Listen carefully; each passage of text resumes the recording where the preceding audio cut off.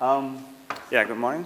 I'd like to introduce you into a new concept of energy storage. And I don't have any slides about the Institute. Who knows about Fraunhofer? Okay, so I give a few words about it, what we are. Fraunhofer is an association of about 70 institutes, all kinds of research, a few of them in energy sector, but also automotive, biomedical, chemistry, and Fraunhofer IEE, Institute for Energy Economics and Energy System Technologies. We're dealing with more or less all kinds of integration of renewables into the grid. So we are not doing research on wind turbines or on solar panels, but on the integration of storage and renewables into the grid and the operation in the system. So one of the task we do is scenario analysis. This is a 100% renewable scenario for 2050 in Germany. You always have to put a year in which is far away, otherwise the people get freaked out. If you say we could do this right now, then it's not accepted, but if you do say in 30 years, that's fine. What we see here is surplus and a lack of energy if we do 100% renewables. So the lower part, the blue part, is surplus. The upper part is not enough. In Germany, we have some situations like you see on the right side. The red part where you have like 2 weeks in a row can happen. No wind, no sun. And if you rely on wind and sun, that's usually possible in the winter time. Let's say almost no wind and sun. And this is something we have to cover with reserves, with storage, or whatever. So we need to bring something from the surplus into from the blue part into the red part. If you look at the requirements for this storage, you see that more than a half, that's on the left side, is daily or hourly. So we are in this range where we could use batteries, pumped hydro storage, and so on. And then we have something which is for a longer time, weekly, monthly, annual. This is more storage like power to gas in this direction. So these are just a few and little overview over the technologies. You see power to gas or power to X, whatever it is on the far right side. Storage up to a month, up to a year.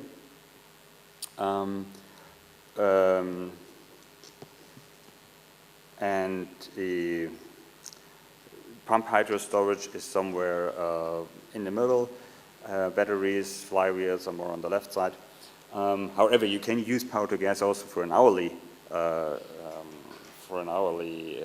storage, but the efficiency is pretty bad, so you don't want to use this if it's not necessary.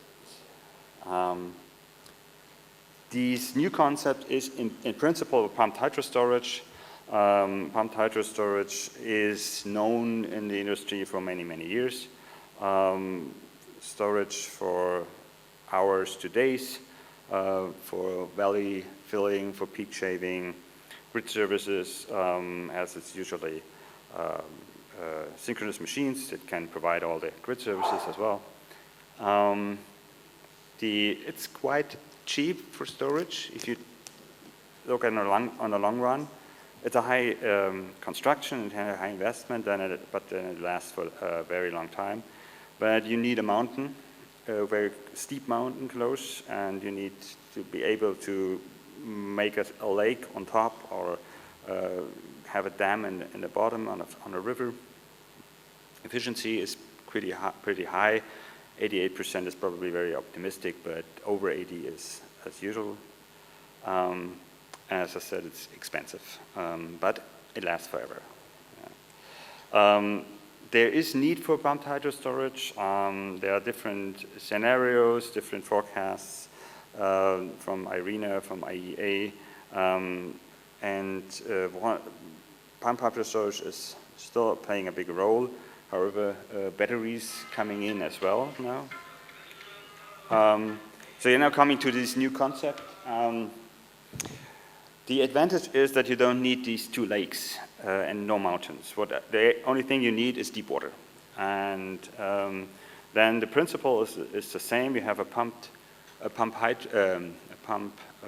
turbine with generator or motor connected, and you pump, in the case of surplus of energy, you pump the water out against the high pressure. So you pump it out of a concrete sphere that's built onshore somewhere or near shore, and then put down on the seabed with these pump turbine inside. And when you charge this storage, you pump the water out. So it's a little difficult to understand in the first moment. You get the water out and it's charged against the water pressure, and then you bring it back through the turbine when you need electricity. The idea is that you put it deep in the water, so it's not possible for 100-meter water depth. And then it should be not too far away from the coast. So it should be a place where you have a steep seabed or a deep water close to the coast, because you need a cable there. We have 3 phases of this project. Phase 1 and Phase 2 we finished already. Phase 3 we are applying right now for it. The idea is from the 2 professors, Schmidt-Böcking and Luther. It was founded by the German Ministry for Economics, and Hochtief was building the concrete sphere. University of Stuttgart and Fraunhofer IE we were leading the project, and the others were a partner. Phase 1 was a feasibility study. So with the feasibility study, we found out what is the best size, the best depth and everything, and the best material. So it's concrete, it needs to be cheap. It's not even steel inside the concrete, it's just pure concrete. And you need to find a trade-off between water depth, weight, and the power you want to store. Of course, it needs to withstand the pressure, so it needs to be very solid. The weight needs to be more than the buoyancy, so that it stays on the seabed even if it's empty. But you don't want to make it too heavy, and so we found out that the perfect size is somewhere 30 meters in diameter, 3 meters the thickness of the wall, 2.7, 700 meters below sea level, which is then 70 bars. Then it came up with a capacity of roughly 20 megawatt hours, 5 megawatt turbine. The efficiency is close to a pumped hydro storage, and then you put as many as you want of these spheres beside each other on the seabed, and then you can increase the power and the capacity as well. Building these spheres is a challenge because it's 30 meters concrete. It's a big thing. You need to build it in a harbor somewhere where it's possible, then ship it out and sink it on the bottom of the sea. There are many places in the world where you can put them. We did in the feasibility study an analysis of what are possible sites, and we were very strict on this and said, well, we want to have something between 600 and 800 meters deep, and also the slope of the seabed should be below 1 degree. So it's probably possible to install it even on steeper slopes, but for the first study we said, well, this is our restrictions. So we got still a huge potential what is possible. Unfortunately, within Germany or in the German coast area, there is not such a potential because the Baltic Sea and also the North Sea are very shallow. but pretty close, like in Norway, there is already some potential in the south of the Oslo fjord, between Denmark and Norway. That's this red spot there. There are also already a lot of DC links between the countries through the sea, so grid connections is not an issue there. And as I said, it's a big potential that we could use there if we want to. Coming to the investment costs, the graph shows the investment costs per kilowatt hour as well as per kilowatt, so power and energy. You see, for example, on the left side, hydro storage is very cheap in terms of kilowatt hours to store the gas, but it's expensive to generate the gas, and this is flywheels are expensive in all directions, and pumped hydro storage is these purple area, and then the StEnSea concept is somewhere in between this. So it's a little more expensive in kilowatt hours, but it's pretty cheap in kilowatts. You see the wide areas. StEnSea is pretty close area because it's always the same. Pumped hydro storage is depending very much on the site, on the mountains around, on the height you have there, and so on. But the big advantage of StEnSea at this point is that you cannot see it, and it has no impact on or almost no impact on the environment. So building new pumped hydro storage, at least in Europe, it's actually impossible. In other parts of the world, it's still possible, but in Europe, you won't get any permission for this. But for the StEnSea project, it's much easier because it's much less impact on the environment. You don't see it. Nobody complains about an artificial lake somewhere, and so on. The costs, we compared here, just rough numbers, a system size of 30 megawatts, so this might be 6 of these spheres, 120 megawatt hour capacity. And we assumed 520 cycles per year, which means 2 cycles each day, weekday, each working day from Monday to Friday. And we compared StEnSea to lithium-ion batteries. So StEnSea is in the range of pumped hydro storage plants, while lithium-ion batteries are still more expensive, might get less in the future. The advantage of this, but this is a small system. It's just 120 megawatt hours. So usually a pumped hydro storage plant is much bigger. So if you put more spheres in the ground, and then you get only one grid connection as well. So it might be cheaper by increasing the size. But the other advantage is that you can build it once after another. A pumped hydro storage plant is a big project, it probably takes 15 to 20 years to build, and it's one large, big investment you need to fund. The StEnSea concept, you can start with small units. You can add always some units if you find it's not enough, doing it over the year. And so this is the advantage of compared to classical pumped hydro storage.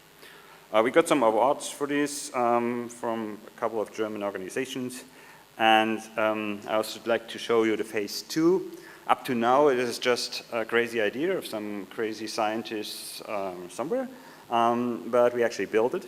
So we tested it, a model of 1 to 10, so 3 meters in advance, and we sink that in the Lake of Constance. It's a sweetwater lake in the south of Germany, around 100-meter deep at the place where we put it. It was built as a prototype, so all was made by hand, 3 meters in diameter. Here are a few pictures of the building phase. Then it was transported to the test field at the Lake Constance, tested before the pump and the turbine, you can see there's a fountain on the right side where we tested the pump. So we put some water in and see how the pump works when it gets out. Put it in the pump at the lake, then put it on the crane in the harbor using some floating devices there, shipped it out to the place, and then lowered it down on the ground. It was running there for 4 weeks, cycling all the time, so we get a lot of measurement data. We had data connections and the energy the energy cable going there to the shore. Then we had to recover the system because it was a research project. We could not leave it at the seabed in the lake. The recovery was a little bit more difficult than we expected because it was sucking in the ground in the mud. So it took quite a while, a few hours to actually get it. So you see on the left upper picture, it was late at night when we finally got it out, and then we had to bring it to the shore and bring it up. Phase 3 is the next step. It's a 1-2-3 model, so 10 meters in diameter, which is right now prepared. We applying for funding for this. This is an example to put it in the Mediterranean Sea in Malta. We also have other options like in Norway, in a fjord, or in the Atlantic. However, it's not fully decided yet, completely decided where to put it. But the plan is to start the project middle of next year and then build next step. It's about 1,000 tons, 10 meters concrete ball. So we need to build it somewhere close to the shore and the harbor, and then ship it out. We're happy to do like the phase 1 again.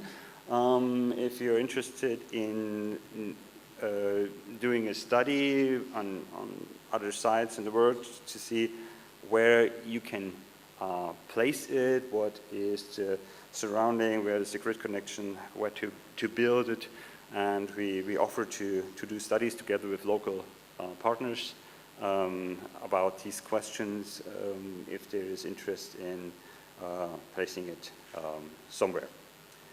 Yeah, I think that's it. Thanks for your attention. I hope I kept the time.